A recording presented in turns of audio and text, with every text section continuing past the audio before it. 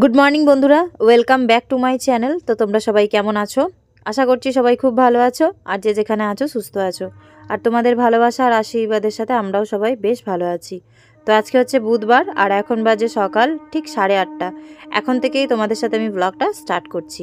তো কালকে তোমাদেরকে বলেছিলাম না যে দোকানের একটা ফর্দ বানাচ্ছি, তো সেই ফর্দ থেকেই কিছু কিছু জিনিস এখন আমি সামনের মুদিখানা দোকান থেকে নিয়ে এসেছি, আর তার সাথে নিয়ে এসেছি সবজি।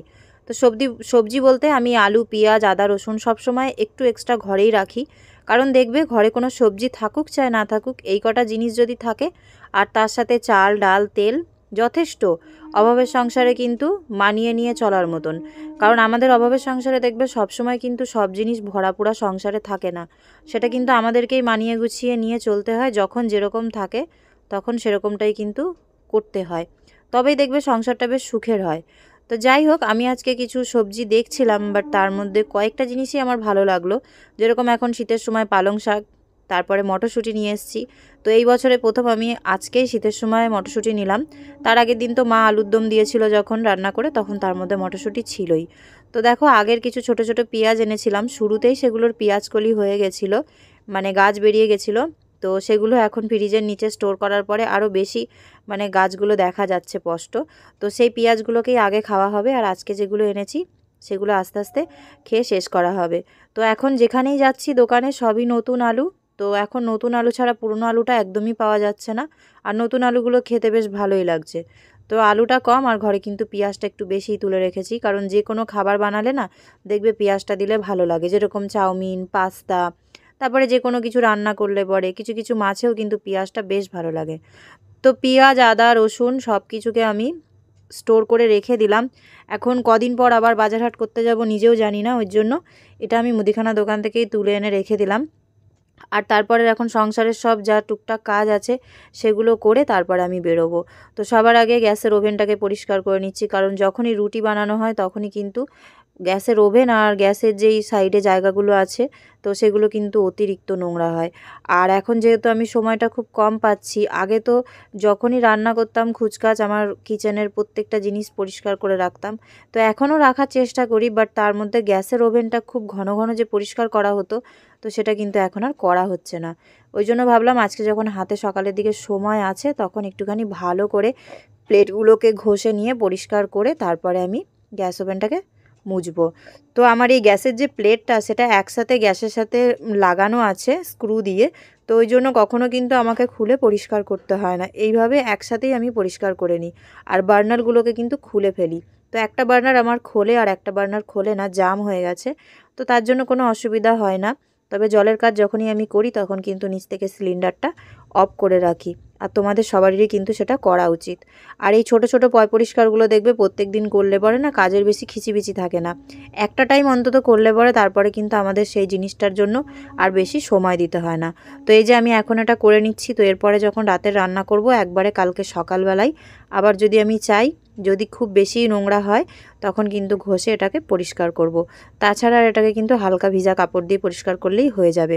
যেহেতু আমি কাচের গ্যাস ওভেন ইউজ করি, তো ওই জন্য আমাকে খুব বেশি মাজা ঘষা করে কিন্তু পরিষ্কারটা করতে হয় না। তো এরপরে আমি যে কটা জলের বোতল খালি ছিল সব কটাকেই ভরে নিলাম। তো প্রত্যেকদিন তোমরা যারা আমার ভিডিও দেখো তাদেরকে জানাই থ্যাংক ইউ সো মাচ, আমাকে এত সাপোর্ট করার জন্য, আমার পাশে থাকার জন্য, আর আমাকে এত ভালোবাসার জন্য, আর তার সাথে খুব সুন্দর সুন্দর কমেন্ট করার জন্য। তো তোমাদের কমেন্টের রিপ্লাইগুলো আমি সত্যি কথা বলতে দিতে পারছি না, দুদিন পর একদিন হয়তো রিপ্লাই দিই, কিন্তু প্লিজ বন্ধুরা তোমরা এটা ভেবো না যে রিপ্লাই দিচ্ছি না বলে হয়তো তোমরা মন খারাপ করবে। আমি কখনোই সেটা চাই না, আমি প্রত্যেকেরই রিপ্লাই দেবো, বাস আমার একটু সময়ের দরকার। তোমরা তো জানোই যে নতুন নতুন সব কিছুতেই মানুষের একটু অসুবিধা হয় প্রথম প্রথম। তো আমি এই যে সকালবেলা একবার বেরোই, তারপরে দুপুরে আবার বেরোই, তারপরে খুব ক্লান্ত হয়ে যাই। তা সত্ত্বেও আমি দেখো ভিডিও প্রত্যেক দিন করছি, আর যতটা হচ্ছে তোমাদের সাথে শেয়ার করছি। কারণ যেসব বন্ধুরা আমাকে প্রথম থেকে দেখছো, আমাদের লাইফস্টাইল দেখতে ভালোবাসো, তাদের জানি যে মন খারাপ করে একদিনও যদি ভিডিও না দিই, যে আমরা কেন ভিডিও দিচ্ছি না বা কেন ভিডিওর সামনে আসছি না, তোমাদের সাথে ভিডিও কেন শেয়ার করছি না। তো এই জিনিসগুলো আমি এর আগে অনেকবার ফেস করেছি, ওই জন্য আমি চাই যতটুকু পারবো তোমাদেরকে আপডেট দিতে। তো যাই হোক, আমার পুরনো বন্ধুদেরকে সব সময়ের জন্য থ্যাংক ইউ সো মাচ, আর নতুন বন্ধু যারা আছো আজকের থেকে যারা আমার চ্যানেলে এসেছো, ভিডিওটা যদি কোনো জায়গায় একটুও ভালো লেগে থাকে চ্যানেলটাকে সাবস্ক্রাইব করে পাশে থেকো। আর তোমাদের সকলকেও জানাই থ্যাংক ইউ সো মাচ। আর তোমরা খুব সুন্দর সুন্দর মিষ্টি মিষ্টি যখন কমেন্টগুলো করো তখন আমার খুবই ভালো লাগে। মনে হয় না যে সারাদিন আমি কতটা কষ্ট করে কাজ করেছি বা ভিডিও করেছি, তোমাদের কমেন্টগুলো আসার পরে না সেই কষ্টটা দূর হয়ে যায়। খুব ভালো লাগে তোমাদের কমেন্টগুলো পড়তে। কিন্তু আগের মতো না সেই টাইমটা পাই না যে তোমাদেরকে রাত জেগে রিপ্লাইটা দেবো, খুব ক্লান্ত হয়ে পড়ি। তো যাই হোক, আমি চেষ্টা করব যে 2 দিন 1 দিনের মধ্যে তোমাদের কমেন্টের রিপ্লাইগুলো দিয়ে দেওয়ার। তো দুপুরের রান্নাটা আমি কমপ্লিট করে নিচ্ছি। সবার আগে আমি ভাত বসিয়ে দিয়েছি। তো ভাত অর্ধেক হয়ে যাওয়ার পরে আমি গ্যাসের ওভেনটা বন্ধ করে দিয়েছি। আর এদিকে অন্য সাইডে আমি কড়াইয়ের মধ্যে এখন মুগের ডাল করছি। তো প্রায় অনেক কদিন ধরেই তো মুসুরির ডাল খাওয়া হয়েছে, বাট এখন আর বাড়িতে সেরকমভাবে আর মুসুরির ডালটা বেশি খাওয়া হবে না, কারণ আমার থাইরয়েড নিয়ে যেহেতু একটু সমস্যা হয়, ডাক্তারে মানা করেছে। তো চেষ্টা করব বেশিরভাগ মুগের ডালটা করার জন্য।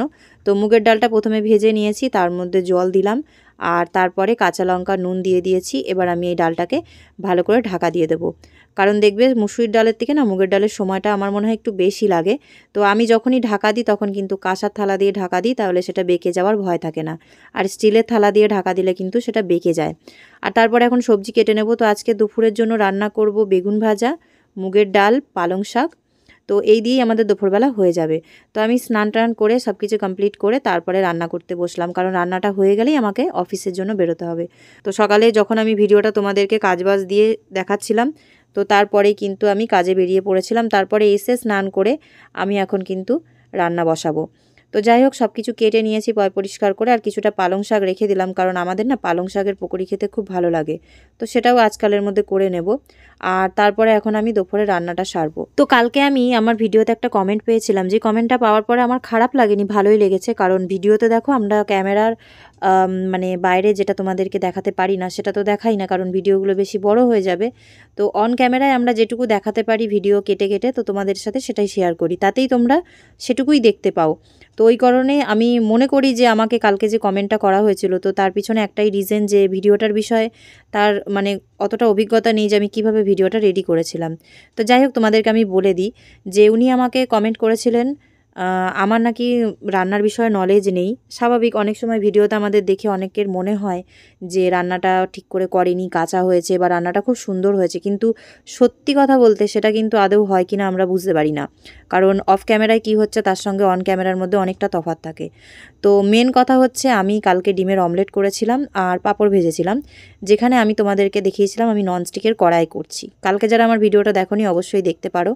তো সেখানে দেখাচ্ছিলাম আমি ননস্টিকের কড়াইয়ের মধ্যে পাঁপড় ভাজি আর অমলেট করছি, বাট সেটা কিন্তু একদমই নয় যে আমি তেলটা দেওয়ার পরেই সেই জিনিসগুলোকে করেছি। কখনোই করা উচিত না, সেটা আমিও করিনি আর তোমরাও কেউ করো না। তো তেলটা যখন আমি ঢালি তখন তোমাদেরকে দেখাই, আর তারপরে যখন তেলটা গরম হয়ে যায় তখনই কিন্তু দেখাই, যেরকম আমি এই ননস্টিকের কড়াইটাতে দেখাচ্ছি। তো এই দেখো, তেলটা এখন গরম হয়ে গেছে। এবার এর মধ্যে যদি আমি কোনো জিনিস দিই তাহলে কিন্তু সেটা তেলটা ছিটে একদম সঙ্গে সঙ্গে বাইরের দিকে বেরিয়ে আসে, কারণ আমার ননস্টিকের যে কড়াইটা সেটা অনেকটা ছড়ানো, আর অ্যালুমিনিয়াম স্টিলের কড়াইগুলোতে না অতটা ছড়ানো থাকে না, দেখবে অনেকটা উঁচু থাকে। তো ওই কারণে আমি কি করি, ননস্টিকের কড়াইয়ের মধ্যে যখনই তেলটা দিই তেলটাকে ভালো করে গরম করে নিয়ে গ্যাসের ওভেনটাকে কিন্তু একদম স্লো করে দিই, যাতে ওই তেলটার মধ্যে যখন আমি কিছু দেবো তখন যেন সেটা ছিটে না আসে। আর মেন কারণ কি বলো তো এইভাবে ছিটে আসার কারণ, এই ননস্টিকের কড়াইগুলো বেশিরভাগই হয় ছড়ানো, আমারটাও এটাই ছড়ানো, কিন্তু তার জন্যই কিন্তু এই ঢাকনাগুলো দেওয়া হয়, যাতে আমরা রান্না করতে করতে নিজেদের সেফটির জন্য ঢাকনাটা ঢেকে দিই। তো যাই হোক, সেই কমেন্টটা পড়ে আমার খারাপ লাগেনি, বাট আমি তোমাদেরকে যেটা অফ ক্যামেরায় দেখাতে পারতাম না সেটা আমি অন ক্যামেরায় আজকে দেখিয়ে দিলাম। তো ফাইনালি তোমাদের সাথে কথা বলতে বলতে রান্না আমার কমপ্লিট হয়ে গেছে। তো আমি এখানে পালং শাক, বেগুন ভাজা, মুগের ডাল টমেটো দিয়ে করেছি, আর তার সাথে আছে দুপুরের ভাত। তো এই হচ্ছে আজকে দুপুরের রান্না।